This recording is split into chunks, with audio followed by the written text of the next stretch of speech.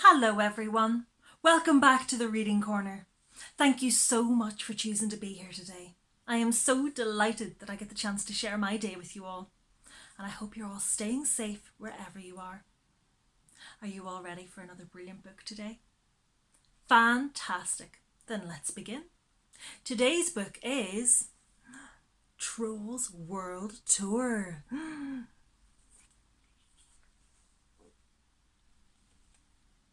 One bright and sunny morning, Queen Poppy woke up ready for another super fun day of dancing, singing and hugging with her fellow happy trolls. Suddenly, she heard Guy Diamond calling, "Poppy, come quick, it's an emergency!" Poppy rushed to Guy Diamond. "What's wrong?" "I'm having a baby." Everyone's eyes grew wide with surprise as an egg popped out of his hair. It cracked open, revealing a glittery baby troll.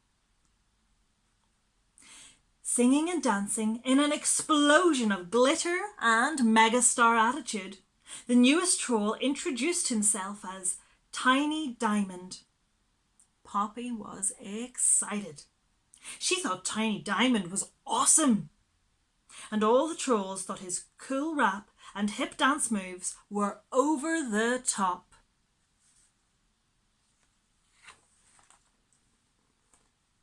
Overcome with emotion, Branch decided to finally tell Poppy that he loved her. But right at that moment, Biggie yelled, "Help! I'm being attacked by a monster!" The monster turned out to be a strange flying critter, carrying an envelope addressed to Queen Poppy. She opened it and found a party invitation from someone named Barb, who said she was the queen of the Rocker Trolls. "Rocker Trolls?" Poppy asked, puzzled. "What are Rocker Trolls?" Poppy hurried to her father, King Peppy, for an explanation. King Peppy sighed. He had always known this day would come. He showed her and Branch an ancient scroll about the other kinds of trolls in the world, including Rocker Trolls. "Other kinds of trolls!" Poppy said, excited. "That's great!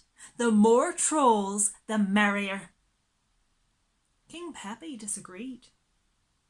"Not great," he said. "They sing differently and they dance differently."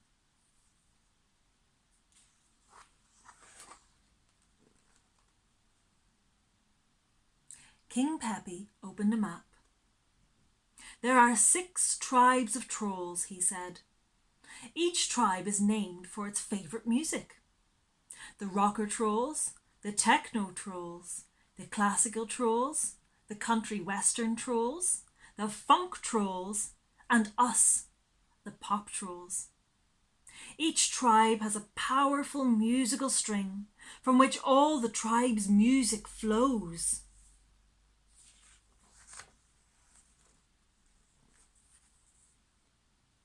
King Peppy showed Poppy and Branch their musical string, which was hidden behind a waterfall. "The string must be kept safe," King Peppy warned, "or legend has it that we pop trolls will lose all our music." Despite his warning, Poppy was determined to unite all the trolls. She sent a letter to Barb and prepared to fly in a giant balloon. "I get it now," she told Branch. "Queen Barb wants to bring all the trolls together. I'm saying yes to her party invitation. And I can't stay home when there's a world of new trolls out there." "That is a terrible idea," Branch grumbled. "But I'm coming with you."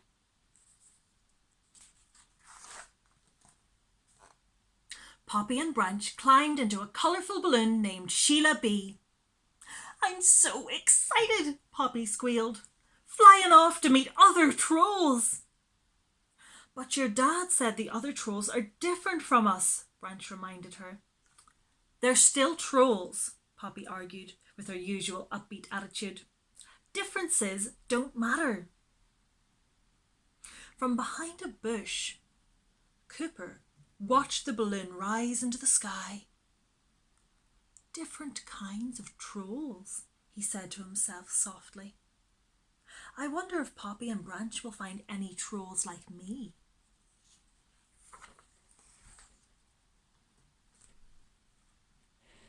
Cooper crept forward to get a closer look at the old scroll.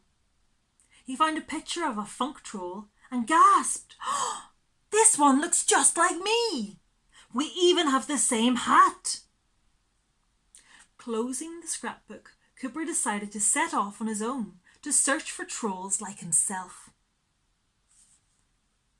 Meanwhile, up in the balloon, Poppy heard snoring. She lifted a tarp and found Biggie and Mr. Dinkles. Biggie had climbed onto the balloon to sample the cotton candy, gumdrops, and other goodies that Poppy had brought along as a present for Queen Barb. Just then, Branch spotted what appeared to be the smoking remains of classical Trollstown. They landed as quickly as possible and soon met Penny Whistle, who sadly explained that the ruins were all that was left of Symphonyville. Who did this? Poppy asked. Queen Barb and the Rocker Trolls, Penny Whistle answered. Shocking, Poppy, was the news.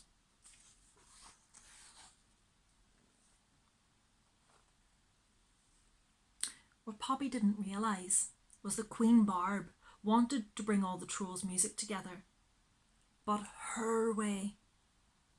Let's go over the plan again, Barb said to the other rocker trolls, including her dad, King Thrash. We go on a world tour to bring all the trolls and their strings to Volcano Rock City, where I'll use the 6 strings to play the ultimate power chord so that all trolls will rock. The rocker trolls cheered.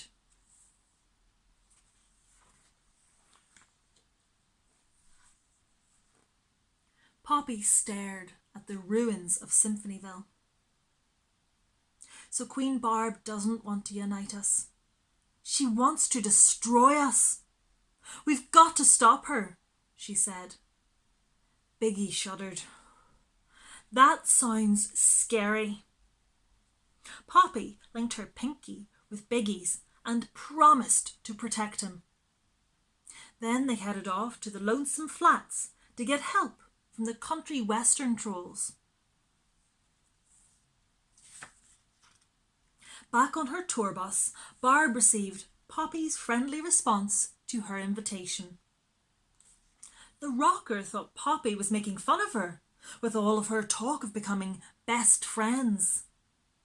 Furious, Queen Barb ordered bounty hunters. Chaz the smooth jazz troll, the reggaeton trolls, and the K-pop gang to catch Queen Poppy.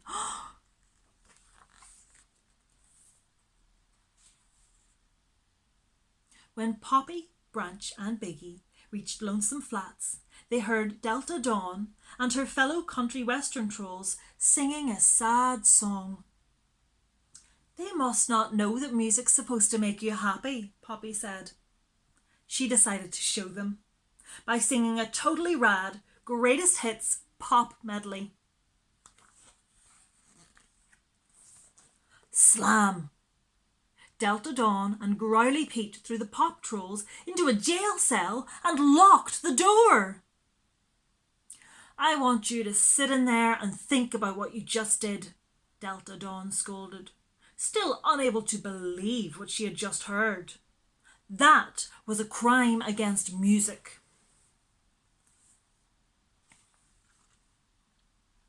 As soon as Delta Dawn was gone, Branch pulled his trusty travel shovel out of his hair and started to dig an escape tunnel.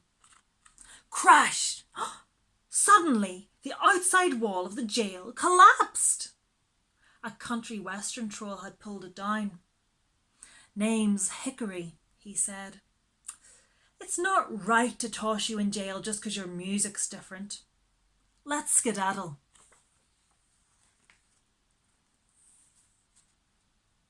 Hickory and the pop trolls dashed out of Lonesome Flats, but the country western trolls saw them leaving and dashed after them.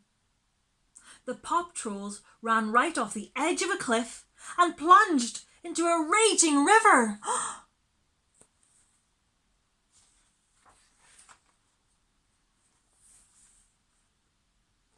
The pop trolls pulled themselves onto the riverbank, soaking wet, but okay. Even though Branch was suspicious of Hickory, Poppy thanked him and gave him some gumdrops. After telling them the river was the quickest route to the funk trolls, Hickory started building a raft. As the friends floated down the river, they spotted one of Barb's bounty hunters. Chaz started playing some smooth jazz music. It hypnotized Poppy, Branch, Biggie, and Mr. Dinkles. "That music," Biggie droned. "So smooth." Whack! Hickory knocked Chaz away, breaking his spell.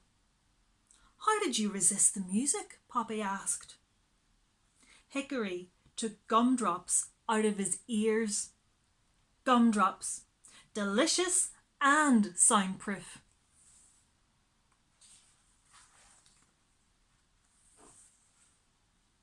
Scared by the bounty hunter, Biggie decided to go home. "You didn't keep us safe," he said to Poppy. "What kind of a queen breaks a pinky promise?" As she watched Biggie ride away on Mr. Dinkles, Poppy felt terrible. Meanwhile, in another part of the hot desert, Cooper tried to drink water at an oasis, but it turned out to be a mirage. "I'm done for," he thought. Suddenly, a bubble floated down and lifted him into the air. The bubble carried him into a big spaceship. Pop! The bubble burst and Cooper landed on the floor. He looked up at two shadowy figures. A kind female voice said, "I think our search is finally over."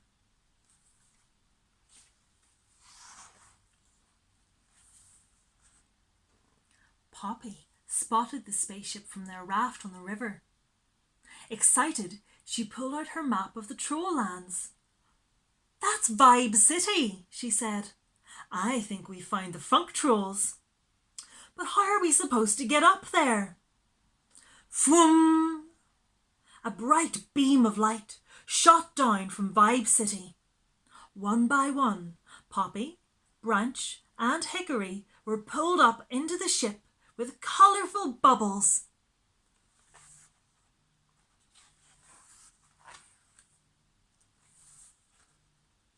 In the spaceship, Poppy was shocked to see Cooper. "Poppy," he said, grinning, "meet Queen Essence, King Quincy, and Prince D, my parents and my twin brother." "You mean you're a funk troll?" Branch asked. "Yep," Cooper said proudly. "But my egg fell out of the nest and got lost, so I was raised by the pop trolls. My parents searched and searched, but couldn't find me." Just then, a siren went off. "The rocker trolls are attacking!" King Quincy shouted. "Prepare for battle!"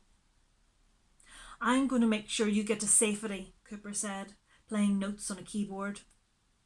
Bubbles carried the pop trolls and Hickory away from Vibe City. "But I want to help!" Poppy cried.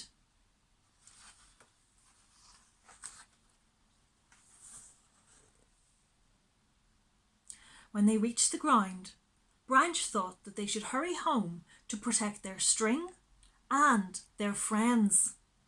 But Poppy said they should stay and fight the rocker trolls. You never listen to me, Branch said. So why do I care more about you than anyone else in the world? Upset, he ran off into the woods. Stunned, Poppy watched him go. In the forest, the bounty hunters grabbed Branch and took him to Volcano Rock City, where Barb was gathering the trolls from all 6 lands.